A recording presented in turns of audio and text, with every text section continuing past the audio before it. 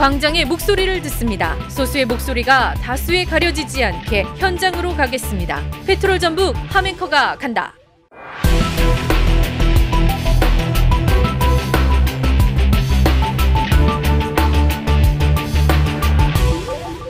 자, 페트롤 전북 함앵커 간다 현장으로 나왔습니다. 코로나19가 장기화되면서 이동과 만남이 줄어들면서 또 수요가 늘어난 노동 분야가 바로 간병 업무와 가사노동이라고 하는데요. 이 두 분야 종사자들은 수요자를 돌봐야 하는 노동 특성상 돌봄 노동자라고 불린다고 합니다.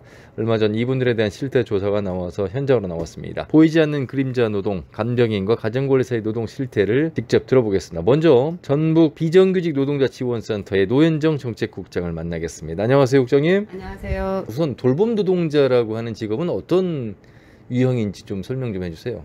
많은 분들이 돌봄하면 어떤 직업이 떠오르세요? 라는 질문을 가끔 드리거든요. 근데 많은 분들이 돌봄이라는 말 자체에 대해서 그게 노동이 될 수 있어? 그걸로 돈을 벌 수 있어? 라고 하는 생각을 하시는 거죠. 왜냐하면 이미 돌봄이라고 하는 거를 우리 사회는 여성이 거의 100% 가까우게 여성이 해오고 있잖아요. 집안의 가사부터 시작해서 아이 돌봄까지. 그렇죠. 근데 돌봄 노동 자체는 굉장히 많은 영역이 있어요. 이미 시장화된 영역들이 굉장히 크기 때문에 여러분들 요양보호사 하면 떠오르는 게 뭐세요? 병원에서 근무하면서 나이 드신 어르신들을 이렇게 돌봄하는 그렇죠. 영역도 있고요. 저희가 이제 조사한 영역 중에 하나는 예전에는 파출부 혹은 또는 가사도우미라고 불려졌던 지금 이제 이름이 바뀌었죠. 가정관리사. 근데 지금도 가정관리사 하면 그분들이 무슨 관리를 하세요? 라고 하시거든요. 이전에 파출부라고 불렸던 분들의 직종도 돌봄 노동에 포함이 돼요. 그래서 굉장히 많은 영역들이 있고 여러분들이 들었을 때 이런 것도 돌봄 노동이야? 라고 생각하는 부분들이 있죠. 네. 그런데 이런 지금에 말씀하신 돌봄 노동자의 직업적 유형이 코로나19가 장기화되면서 더 수요가 늘었습니까? 실제 늘었더라고요. 근데 이제 감염이라고 하는 요소라고 하는 게 굉장히 우리 개개인들에게 굉장히 이게 무서운 거잖아요. 내가 혹시 감염될까? 그렇죠. 근데 실제 돌봄 노동의 수요는 늘어났다고 보기는 어렵더라고요. 제가 연구조사를 해보니까. 근데 이게 시기별로 달라요. 코로나가 막 발발했을 때는 굉장히 급격히 저조하다가 이제 이게 우리랑 함께 살 수밖에 없는 거고 돌봄이라는 게 안 할 수가 없는 거잖아요. 그렇죠. 내가 혹시 코로나 걸릴까봐 내 집을 청소 안 할 수 없는 거고 내 부모를 돌보지 않을 수 없는 거고 이런 것 때문에 전년도 비교해서는 거의 유사하긴 하지만 발발했을 때 특히나 가정관리사 같은 경우는 그 집에서 그만 오라고 감염의 위험 때문에 나중에 되면 부르겠다는 어쨌든 고객 스스로 그 코로나로 인해서 일을 중단한 경험들이 굉장히 많으셨어요. 네. 전북 비정규직 지원센터에서 전북 돌봄 노동자 노동 실태조사 결과를 발표했습니다. 우선 이런 조사가 있었나 싶기도 하고요. 네네. 그리고 왜 이런 조사를 하셨을까? 두 가지가 일단 궁금해지네요. 네, 일단 전국 차원에서 서울 중심으로 이런 조사는 했었고요. 국가인권위원회가 2015년 정도에 노동 실태를 조사한 경우는 있었어요. 근데 지역 자체적으로 돌봄 노동 조사를 한 거는 저희 센터가 처음이고요.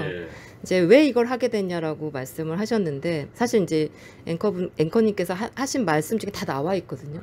돌봄 노동은 어차피 누군가는 해야 되는 노동이에요. 근데 사실 우리가 돌봄 노동 굉장히 중요해라고 우리 사회가 최근에 정부가 공공성 강화하겠다 했지만 한 번도 이게 제대로 실현된 적이 없거든요. 근데 이 코로나19가 다시 확인시켜 준 거죠. 돌봄 노동이 정말 필요한 거구나. 우리 사회를 지속 가능하게 해주는 노동이구나.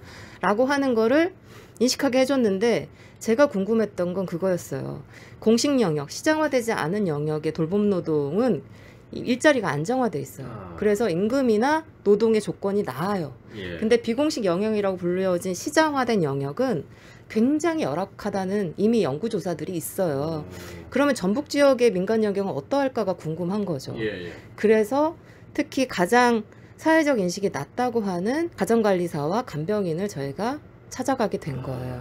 총 300명을, 그러니까 간병인은 200분, 네. 가정관리사 100명을 만난 건 아니고 설문조사를 했고 실제 만나서 심층 면접을 한 건 대략 한 20여 명 정도 만나서 심층 면접을 진행을 했어요. 이분들 저희가 또 인터뷰 해야 되겠습니다. 인터뷰 요청도 저희가 지금 부탁을 드렸잖아요. 섭외 네, 좀 맞습니다. 도와주시라고. 네, 네.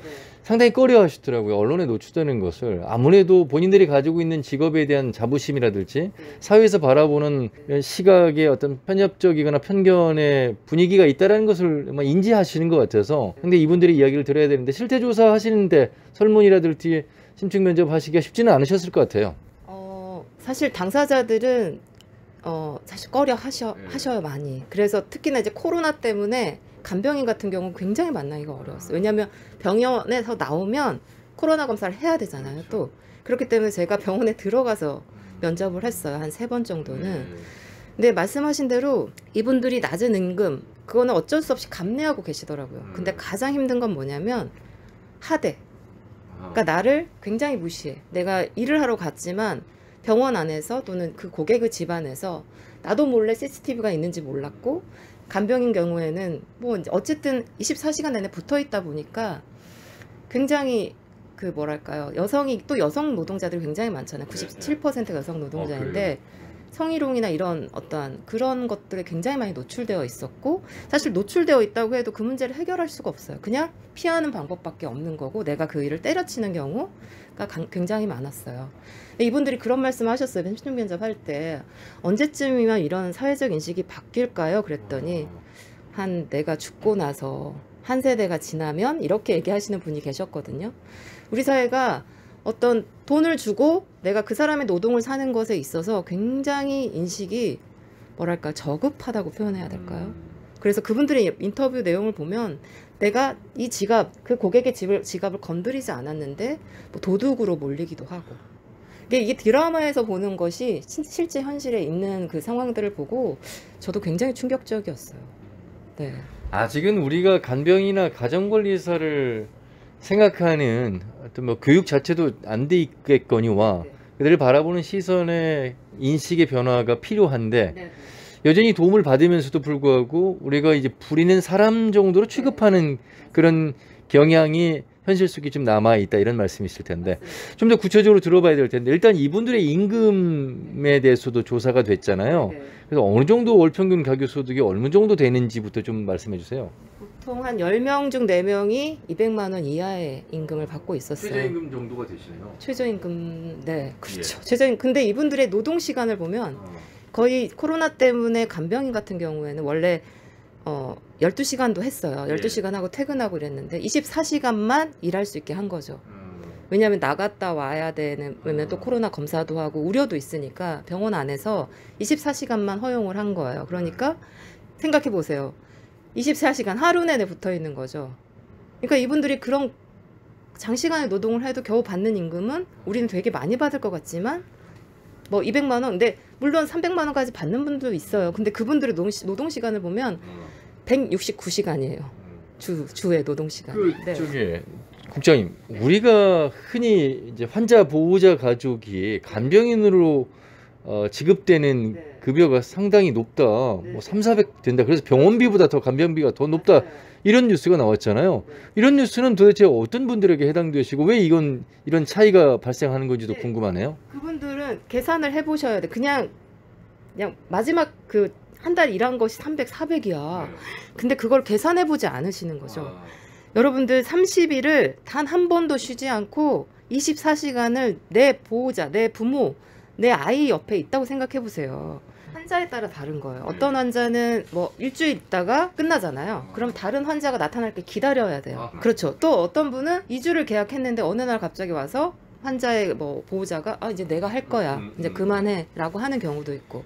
그러니까 한 달 30일을 일하는 경우도 간혹 있지만 주당 뭐 2주 뭐 이렇게 하기 때문에 그렇습니다. 어찌 보면 간병인 직업 같은 경우는 뭐 근로 계약 이런 것들이 사실 무의미하고 작성도 하지 않고 그냥 개인 대 개인으로 이루어지고 있는 고용 형태라고 봐야 될까요? 업체하고 이제 계약을 해요. 요즘엔 예전에는 이제 입소문 나가지고 뭐 이렇게 하셨다고 하더라고요. 지금은 업체를 통해서 하는데, 업체를 하는 가장 큰 이유는 뭐냐면 예전에는 지갑을 잃어버렸어요.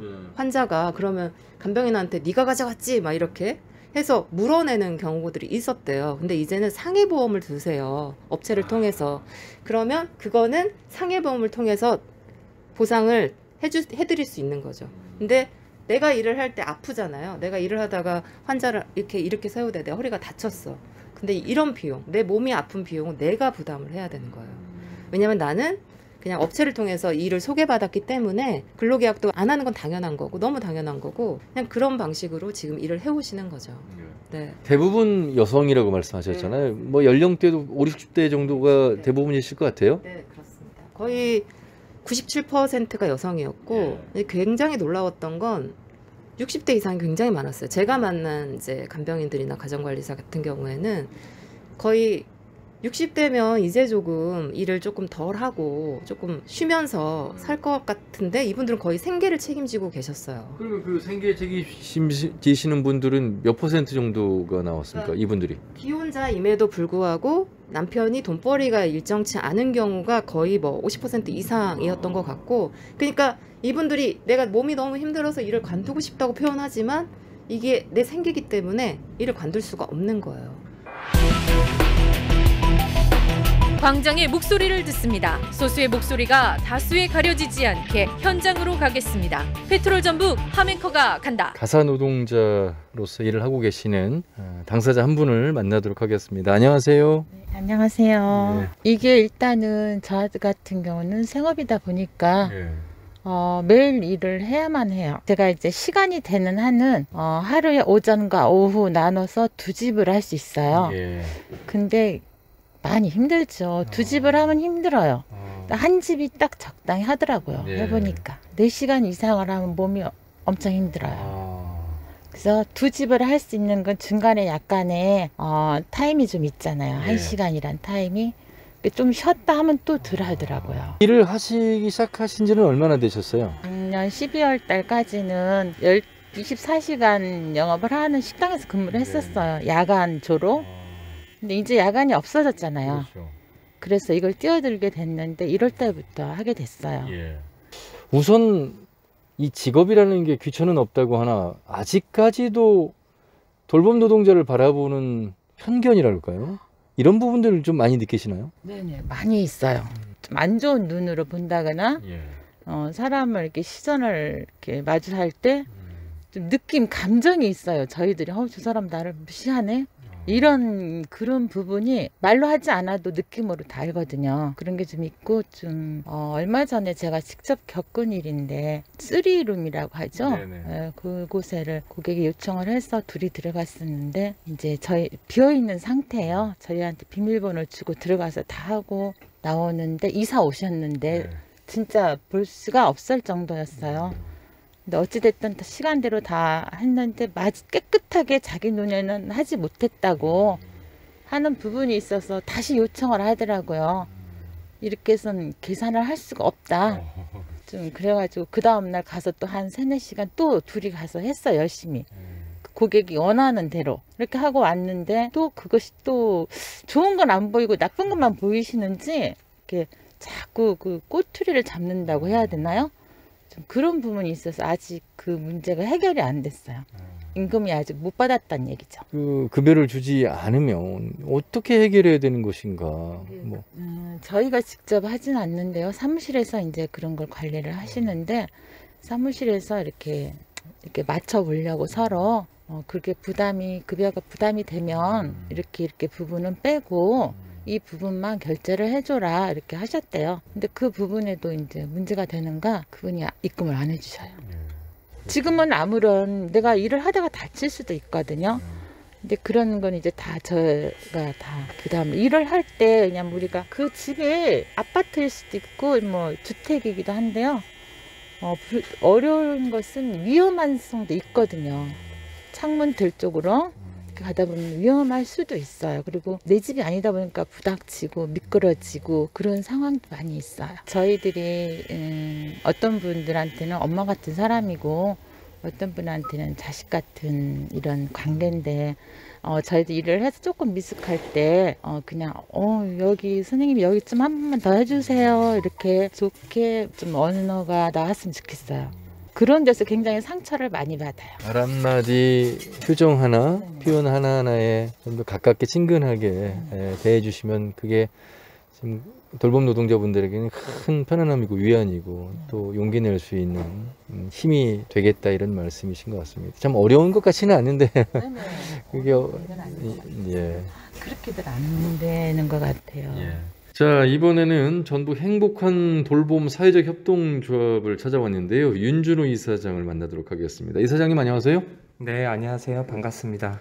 자사근로자분들은 저희가 오게 되면 항상 교육을 다 시키고 진행하는 게 핵심이에요. 그래서 그냥 온다고 해서 이분들이 바로 일 나가시거나 그런 형식으로 하는 형식이 아니라 이분들도 정확한 근로에 대한 부분들 그리고 서비스를 진행하는 부분에 있어서 이게 문제가 없어야 되기 때문에 이분들한테 CS라고 하는 부분들도 교육도 하고 그리고 집안에서의 청소가 어떻게 진행돼야 된다라고 하는 것들도 설명을 드리면서 진행을 하고 있습니다. 실태조사에 나온 걸 보니까 간병인 응답자 67%, 가정관리사 24%가 업무 중에 폭언이나 욕설 또는 추행을 당한 경험이 있다 이렇게 답했습니다. 상당히 그러니까 근무 환경이 뭐 임금도 임금이지만 물론 모든 다 고객이 그런 건 아니겠습니다만 그래도 이 퍼센티지로만 따지면 간병인의 경우는 상당히 높게 지금 응답을 하셨거든요. 지난주만 하더라도 전주에 있는 모 병원에서 허리가 좀 다치셔가지고 입원하셨던 분을 저희가 2주 동안 케어하면서 저희 선생님이 이제 50대 후반이세요. 근데 그 선생님한테 토요일날 전화가 왔어요. 일 도저히 못해 먹겠다고. 그래서 뭔 일이냐. 그러니까 참다 자기가 얘기한다고 하면서 성추행이 있었다는 얘기를 하시더라고요. 좀 이런 경우들이 사실 흔해요. 흔하기 때문에 뭐 환자한테도 설명도 드리고 보호자한테 설명드리기도 하는데 저 딴에도 이게 되게 민망하고 어떻게 해결해야 될까라는 부분들이 항상 있는 거고 이 추행도 추행입니다만 이 하대하는 어떤 그 폭언, 욕설 이런 부분도 상당히 견디기 힘든 부분일 것 같아요. 저희는 단시간 일하는 게 가사 근로분들이시거든요. 근데 예전에는 가사 근로라고 하는 부분을 파출이라고 얘기를 했잖아요. 근데 저희가 이제는 어느 정도의 서비스라고 하는 것도 맞추고 교육이라고 하는 것도 맞추고 이분들의 어떻게 보면 브랜드를 만들어 가면서 이분들이 계속적으로 이제는 전문가다. 그리고 하대하지 말아야 된다라고 하는 부분들도 얘기를 하지만 실제적으로 집안에서의 모든 내용들이 좀 다를 수 있기도 하지만 이분들이 4시간 서비스를 진행을 대부분이 하세요. 가사의 경우. 근데 어떨 때는 어떻게 보면 다 마음에 다 안 들 수도 있고 만족스럽지 못할 수도 있지만 실제 이분들이 청소를 하고 나서 끝나고 나면은 어떻게 보면 고객들이라고 저희는 얘기하는데 고객들이 이분들에게 강하게 욕설을 하시거나 서비스가 마음에 안 들어가지고 저희한테 컴플레인 하면서 금액을 안 주시는 경우들도 상당수가 많습니다. 물론 이제 모든 고객들에게 해당되는 건 아니겠습니다만 그래도 이 간병인과 가사 노동자라고 하시는 분들의 근무 환경에서 지금 일어나고 있는 일을 지금 사례를 중심으로 말씀을 해주셨습니다. 저는 요양보호사인데 개인 간병을 하고 있는 양문숙입니다. 정식으로 하기 시작한 지는 한 3년 됐어요.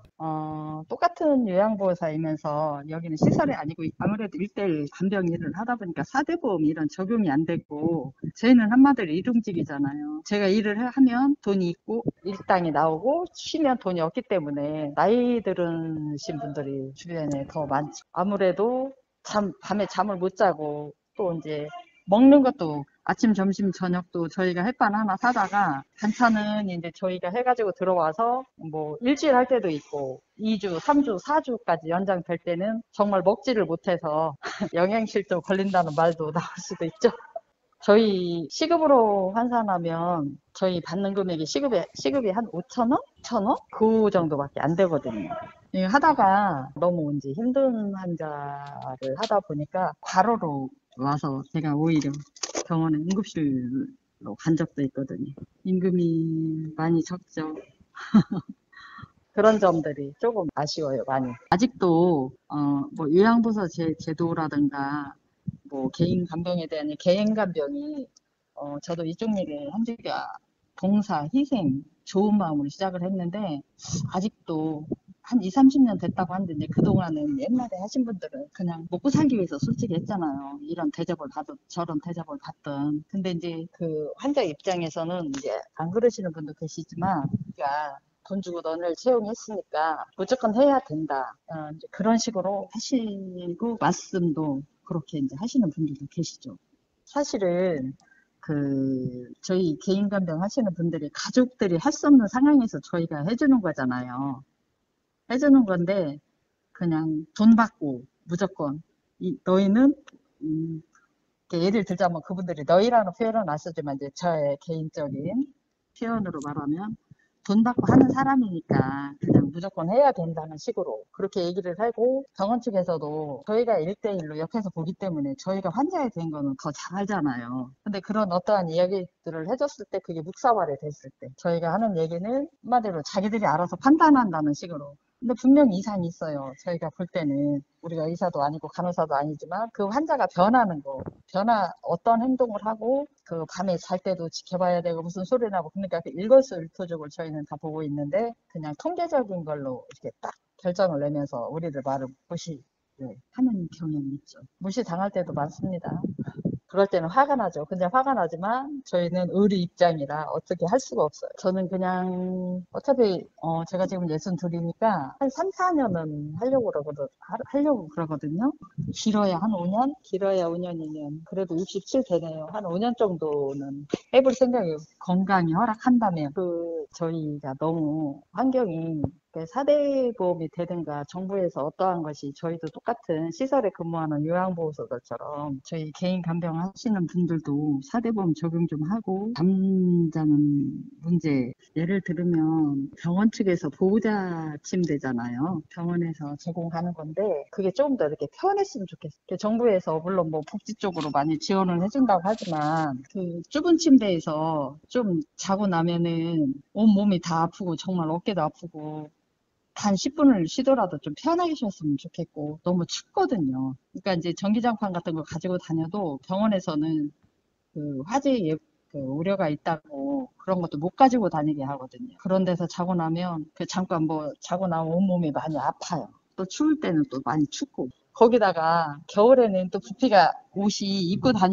가지고 다니는 옷이 부피가 크기 때문에 큰 이불은 가지고 다닐 수가 없으니까 진짜 조그만 아가 이불 그런 거 가지고 다니면서 하고 있거든요. 때로는 이제 병원에서 이불을 주는 병원도 있는데 이제 저희는 그 이불을 이렇게 주지 않는 병원이 많이 있어요. 그럴 때는 정말 좀 잠자는 문제 아니면 먹는 것을 좀 어떻게 지원 좀 받을 수 있으면 조금이라도 전체는 다 아니어도 부분적으로 그렇게 되었으면 좋겠어요. 그리고 법적으로 저희가 보호를 받을 수 있었으면 좋겠고 저희는 개인 간병이기 때문에 예를 들어서 저희가 환자를 보다가 환자가 이상이 있을 때 그 환자에 대한 책임을 져야 되기 때문에 저희가 개인적으로 그 보험을 1년에 한 번씩 갱신하면서 들고 있습니다. 광장의 목소리를 듣습니다. 소수의 목소리가 다수에 가려지지 않게 현장으로 가겠습니다. 페트롤 전북 함앵커가 간다. 개선이라고 하는 부분에 있어서 가사근로자법이 국가에서는 만들어진 거죠. 정부에서 국회를 통해 가지고 만들어진 거고요. 실제적으로 이제는 지자체에서나 광역에서 이제는 해야 될 일들이 이제는 나오는 거예요. 그러면은 도의회도 마찬가지고 실제 시의회에서 복지환경국에서도 마찬가지고 이제는 해야 될 일들이 더 나온 건데 이거를 이제는 뭐 그림자 노동으로 우리가 방임하면서 사업을 하든 말든 볼 게 아니라 실제적으로 가사노동하는 사람들이나 간병하는 분들이 어느 정도 추이가 되는지조차도 지금 모르고 있을 거예요. 저는 굉장히 많거든요. 전주만 하더라도요. 이게 2,000명이 넘어갈 거예요. 엄청난 수가 이분들이 매일같이 활동을 하고 있는데 이거를 언제까지 그냥 모른 척 할지 그러기보다는 실제적으로 경남에서 했던 돌봄 노동자들을 위한 지원센터가 만들어지거나 실제적으로 사회적 가치를 창출하거나 사회적 목적을 실현하려고 하는 기관들과 좀 연대해서 지원을 하고 이분들과 같이 좀 어떻게 보면 이분들이 계속적으로 활동하는 것뿐만이 아니라 이분들도 잠재적으로 이제는 취약계층들이 될 거거든요. 그럼 예방할 수 있는 것들을 같이 좀 만들어 나갔으면 좋겠다라는 좀 생각이 들고요. 그 부분에서 어떻게 보면은 광주 같은 경우는 지난달에 또 가사 근로자들을 위한 또 조례가 또 제정이 됐어요. 그러니까 같이 좀 만들어가는 과정들을 그렇게 좀 해봤으면 좋겠다라는 생각을 갖습니다. 그리고 가사 노동자분들이나 그리고 간병인 분들을 옆에 있다라고 하면은 따뜻한 말이라도 좀 더 해주시면 좋을 것 같고요. 그러니까 저는 이분들의 건강권 그리고 이분들을 위한 그 병원 내에서는 들어갔을 때 일정한 공간을 좀 줘서 실제적으로 좀 쉴 수 있는 공간이 좀 필요해요. 그러니까 병원 내에서는 어떻게 보면은 이분들을 인정하지 않는 그 체계가 아니라 실제로 우리가 외주로 들어오거나 대행으로 들어온다고 하더라도 인정해 줄 수 있는 좀 인정해 줄 수 있는 병원의 좀 자세가 필요할 것 같고요. 실제로 이분들한테는 저희 노동자분들한테는 코로나 검사비도 다 받고 있어요. 사비로 지금 뭐 네. 부담을 한 경우가 절반 정도가 된다고 지금 조사 사비로 결과가 다 있습니다. 받고 있어요. 아, 사비로. 예. 그러니까 다 사비로 하고 있는 거예요. 예. 그러니까 보건소에서 만약에 검사를 하고 나면은 한번 해보셨죠? 코로나 네. 검사. 코 찌르는 거 매일 힘들잖아요. 근데 이분들은 보건소에서 검사를 하고 나면은 내일 나오거든요. 근데 이거를 언제까지 쓸 수 있냐? 72시간만 쓸 수 있어요. 병원에서는 72시간 넘어가지게 되면은 쓸 수 없다고 되어져 있어요. 그러면 이분들은 72시간 이후에는 다시 또 들어가려면은 3일마다 한 번씩 해야 되는 거예요? 다시 들어갈 때는 또 해야 돼요. 그러니까 만약에 일이 계속 진행이 되면 72시간 만에 한 번씩을 검사를 받아야 된다는 말씀이시죠? 아닙니다. 안에 들어갔을 때는 상관이 없는데요. 네. 외출을 하거나 그렇죠. 나왔을 때는 다시 받고 들어가야 되는 거예요. 그렇기 때문에 이분들은 갈수록 단기 간병이 어려워지는 것도 있는 거고요. 실제 병원 내에서의 간병이 잘 이루어질 수 있도록 도와주려면은 병원 내에서는 이분들이 더 원활하게 일할 수 있도록 코로나 검사도 마찬가지고요. 그리고 긴급으로 검사를 하게 됐을 때는 이분들이 다 비용이 다 들어가지거든요. 저는 그렇기 때문에 실제 이분들도 병원 내에서 일하고 있는 일정한 소중한 사람들이라고 하는 그 정도만이라도 좀 인정을 해주고 바라봐주면 좋겠다라는 생각을 좀 갖습니다. 광장의 목소리를 듣습니다. 소수의 목소리가 다수에 가려지지 않게 현장으로 가겠습니다. 페트롤 전북 함앵커가 간다.